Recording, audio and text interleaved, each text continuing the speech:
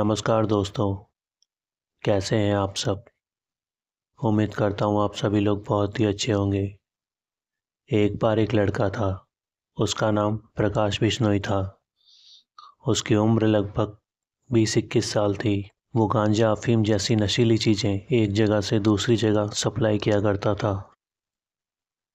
कई बार पुलिस की गाड़ियाँ उसको पकड़ने के लिए उसका पीछा किया करती थी, लेकिन वो हर बार पुलिस को चकमा देकर वहाँ से निकल जाता था।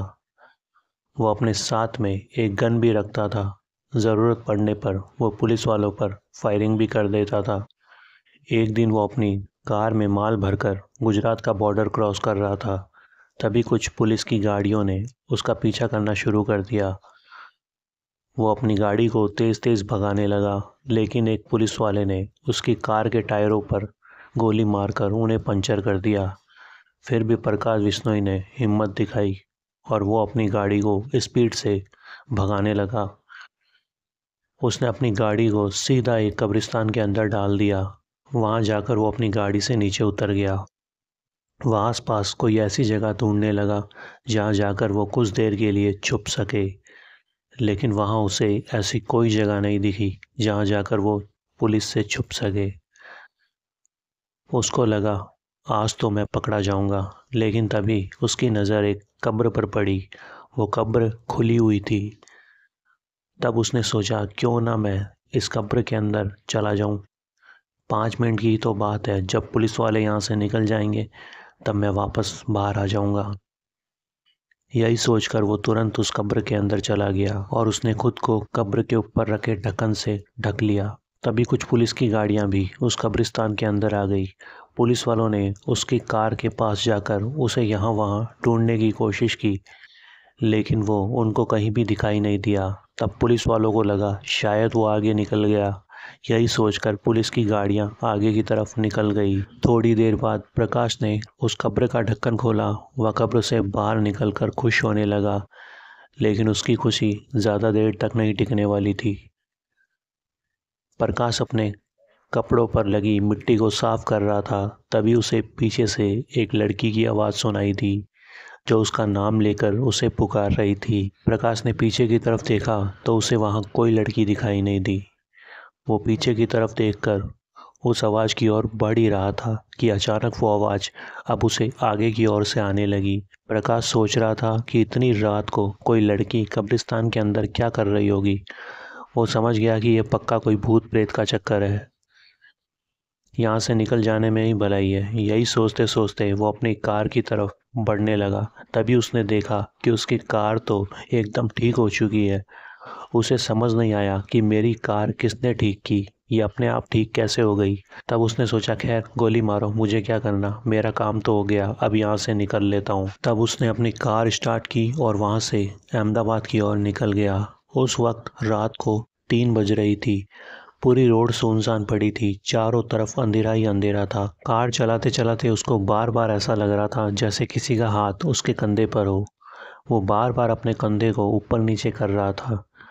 तभी अचानक किसी ने उसकी गर्दन को पीछे से कसकर पकड़ लिया। प्रकाश उस वक्त बहुत ज़्यादा घबरा गया। उसने तुरंत पीछे मुड़कर देखा तो उसे पता लगा कि उसकी कार के पीछे एक दुल्हन बैठी हुई है, जिसने अपना चेहरा घूंघट से ढक रखा है। तभी प्रकाश ने अपनी गाड़ी उसी जगह पर रोक दी। वह तुरंत अपनी गाड़ी से निकलकर बाहर की ओर भागने लगा। तभी एक बारातियों से भरी हुई बस प्रकाश की ओर बढ़ने लगी। तब प्रकाश उस बस के आगे जाकर खड़ा हो गया। तब उस बस वाले ने उस बस को वहीं पर रोक दिया। प्रकाश ने उस बस वाले को कहा कि भैया मुझे थोड़ा आगे छोड़ दो, मेरी गाड़ी यहाँ पर ख़राब हो गई है। लेकिन उस बस ड्राइवर ने प्रकाश को आगे छोड़ने से साफ इनकार कर दिया। उसने प्रकाश को बोला कि आप कोई और बस देख लो, ये बस पहले से बुक की जा चुकी है। तब प्रकाश ने अपनी गन निकाली और ड्राइवर से बोला चुपचाप बस को आगे की ओर लेके चल, वरना तुझे यहीं पर ठोक दूंगा। तब बस का ड्राइवर जोर जोर से हंसने लगा और बोला चलो आ जाओ, मैं तो तुम्हें छोड़ दूंगा, लेकिन ये बस के अंदर बैठे यात्री तुम्हें कहीं का नहीं छोड़ेंगे। प्रकाश बोला ज़्यादा दिमाग मत खराब कर, चुपचाप बस चला। तब प्रकाश उस बस के अंदर जैसे ही एंटर हुआ, बस के सभी यात्री उसे घूर घूर कर देखने लगे। तब प्रकाश को लगा शायद ये लोग मुझसे डर गए हैं। प्रकाश बस के अंदर अपने पैर फैलाकर आराम से बैठ गया। थोड़ी देर बाद प्रकाश ने ड्राइवर से बोला कि बस यहीं पर रोक दो, मुझे यहीं पर उतरना है। लेकिन बस का ड्राइवर उसकी बात सुन ही नहीं रहा था। तब प्रकाश आगे की तरफ ड्राइवर वाली सीट पर चला गया और बोला, सुनाई नहीं देता कि तुझे? इतनी देर से बोल रहा हूँ, बस रोक दे। तभी उसने देखा कि ड्राइवर की आंखों में से खून निकल रहा है। वह बस का ड्राइवर तो मर चुका है। फिर जैसे ही उसने अपनी नज़र पीछे की तरफ घुमाई तो उसे पता लगा कि पीछे जितने भी यात्री बैठे थे वो सब कंकाल बन चुके हैं। तब प्रकाश समझ गया कि ये एक भूतिया बस है जिसमें वो सफ़र कर रहा है। तब प्रकाश ने उस बस को रोकने की कोशिश की, लेकिन उस बस के ब्रेक फेल हो चुके थे। वो बस तो रुकने का नाम ही नहीं ले रही थी। तब प्रकाश ने बस से बाहर की ओर देखा। वह चलती हुई बस में से बाहर की ओर कूद गया।